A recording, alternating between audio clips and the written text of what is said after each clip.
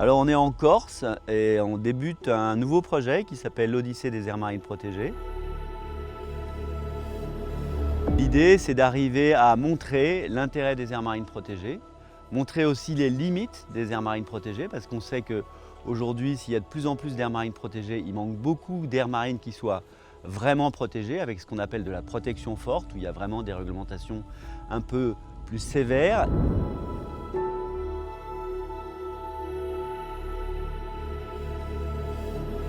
Donc c'est ça l'intérêt du projet, c'est avec des plongeurs scientifiques d'aller faire des comptages de poissons sous l'eau, puisque le poisson est une bonne approximation de la qualité de la gestion. On va dire que quand il y a beaucoup de poissons, c'est souvent qu'il y a une très bonne gestion. Et on va aussi à partir de là faire des projections sur qu'est-ce que cette aire marine protégée pourrait générer comme bénéfice si on la protégeait de façon plus vigoureuse, on va dire, avec de la protection forte.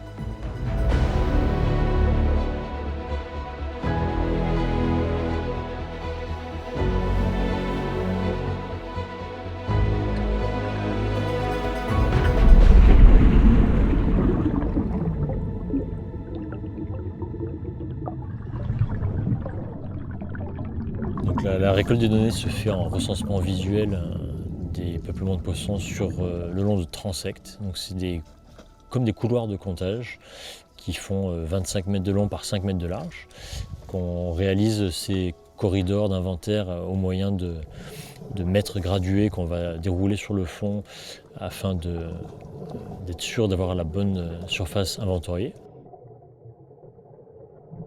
Et à l'aide de plaquettes, nous allons répertorier les espèces observées, leur taille et leur abondance pour avoir une image complète du peuplement.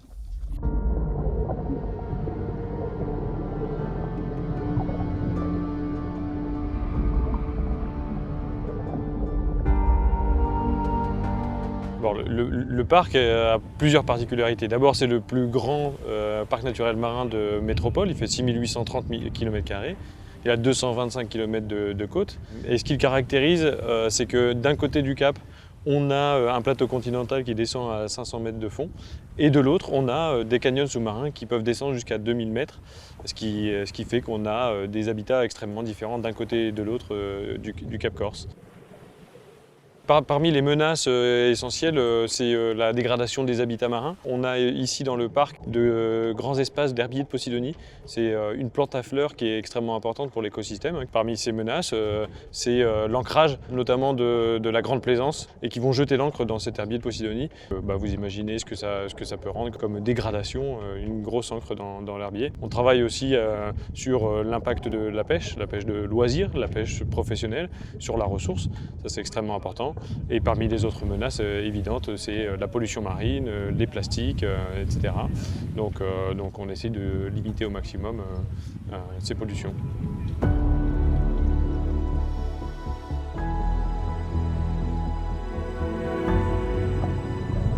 Dans les eaux sous juridiction française en Méditerranée, il y a à peu près la moitié de ces eaux-là, 50%, qui bénéficient d'un statut de protection. On a 17 statuts d'aires marines protégées en France. Mais quand on regarde la protection forte, c'est-à-dire celle qui fonctionne, on est à 0,2%. Donc on voit bien la différence entre ces 0,2 et ces 50%. Et nous, ce qu'on essaye de gagner, c'est de passer à 0,2 à 10%. En Corse, on est sur une mission d'à peu près une semaine.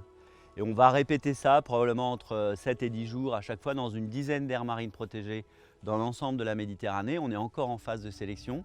C'est un projet qui va durer au moins 2 ans et peut-être 3. Et à la fin, on espère avoir un beau portrait du rôle des aires marines protégées et de ce qu'elles apportent à la Méditerranée.